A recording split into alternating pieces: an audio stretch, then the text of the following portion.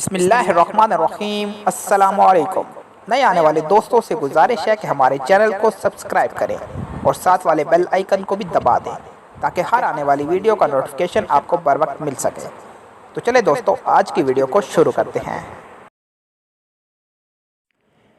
پرانے وقتوں کی بات ہے کہ ایک بادشاہ کے دربار میں ایک اجنبی حاضر ہوا اور بادشاہ سے نوکری کا طلبگار ہوا۔ بادشاہ نے جب اس کی قابلیت دریافت کی تو اس نے بتایا کہ وہ سیاسی آدمی ہے۔ بادشاہ کے پاس پہلے ہی سیاستدانوں کی لمبی قطار تھی، لیکن اتفاق سے اس کے استقبال کا مسئول یا ذمہ دار فوت ہو چکا تھا۔ چنانچہ بادشاہ نے اسے اپنے خاص استقبال کا مسئول بنا دیا۔ کچھ دن بعد بادشاہ نے اس شخص سے اپنے سب سے عزیز گھوڑے کے بارے میں دریافت کیا تو اس نے کہا کہ یہ گھوڑا نسلی نہیں ہے۔ بادشاہ نے وہ گھوڑا بڑا مہنگا خریدا تھا۔ چنانچہ بادشاہ نے اس شخص کو حاضر کرنے کا حکم صادر کیا جو دور کہیں جنگل میں گھوڑے سدھانے اور سدھا کے بیچنے کا کاروبار کرتا تھا۔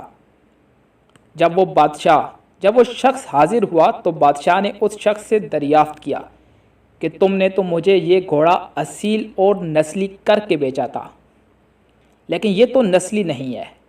اس شخص نے جواب دیا کہ بادشاہ سلامت، گھوڑا ہے تو نسلی، لیکن اس کی پیدائش کے وقت اس کی ماں مر گئی تھی۔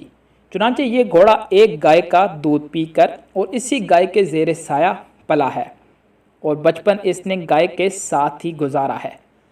بادشاہ نے اس شخص کو رخصت کیا اور اپنے استقبال کے مسئول کو بلا کر پوچھا کہ تم کو کیسے پتہ چلا کہ گھوڑا اصیل نہیں؟ اس نے جواب دیا کہ گھوڑا جب گھاس کھاتا ہے تو سر نیچے کر کے گائے کی طرح گھاس کھاتا ہے، جبکہ نسلی گھوڑا گھاس منہ میں لے کر سر اٹھا لیتا ہے۔ بادشاہ اس کی فراست سے خاصا متاثر اور حیران ہوا اور اس کے گھر میں اناج، گھی، بھنے دمبے اور پرندوں کا اعلیٰ گوشت بطور انعام بھجوا دیا۔ اس کے ساتھ ساتھ اس کو اپنی بیگم کے محل میں تعینات کر دیا گیا۔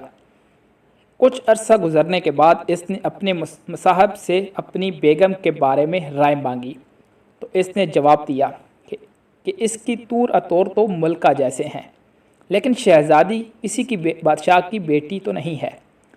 یہ سن کر بادشاہ کے پیروں تلے سے زمین نکل گئی، کیونکہ اس کی بیوی ایک بادشاہ کی بیٹی تھی۔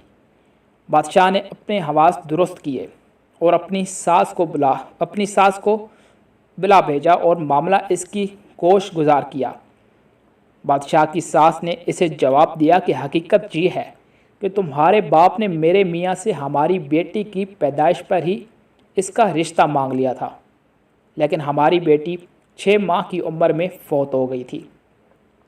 چنانچہ ہم نے تمہاری بادشاہت سے قریبی تعلقات قائم کرنے کے واسطے اس بچی کو اپنی بیٹی بنا لیا اور اس کی پرورش کر کے تمہارے ساتھ اس کی شادی کر دی۔ بادشاہ نے مصاحب سے دریافت کیا کہ تم کو کیسے پتہ چلا کہ میری بیوی شہزادی نہیں ہے؟ اس نے کہا کہ اس کا سلوک خادموں کے ساتھ ٹھیک نہیں اور بادشاہ اس طرح نہیں کرتے۔ بادشاہ اپنے مصاحب کی فراست سے مزید متاثر ہوا اور بہت سا اناج اور بھیڑ بکریاں بطور انعام اس مصاحب کو دیں اور اس کے ساتھ ساتھ اسے اپنے دربار میں متعین کر دیا گیا۔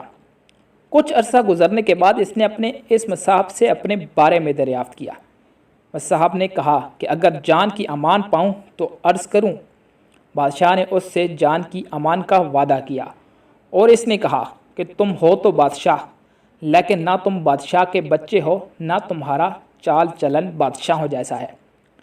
یہ سن کر بادشاہوں کے پاؤں تلے زمین نکل گئی۔ امان کا وعدہ وہ پہلے ہی دے چکا تھا، چنانچہ وہ اس گتی کو بھی سلجھانے اپنی والدہ کے محل جا پہنچا تاکہ پتہ چلے کہ آخر ماجرا کیا ہے۔ اس کی والدہ نے اس کی بات سن کر کہا کہ ہاں، تم بادشاہ کے نہیں بلکہ ایک چرواہے کے بیٹے ہو۔ بادشاہ نے مصاحب کو بلایا اور اس سے پوچھا کہ تمہیں کیسے پتہ چلا کہ میں بادشاہ کے بیٹا نہیں؟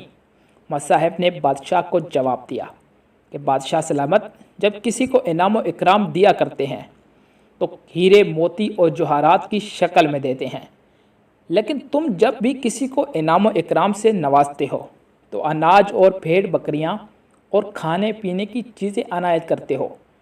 یہ اسلوب کسی بادشاہ کے بیٹے کا نہیں بلکہ کسی چرواہے کے بیٹے کا ہی ہو سکتا ہے۔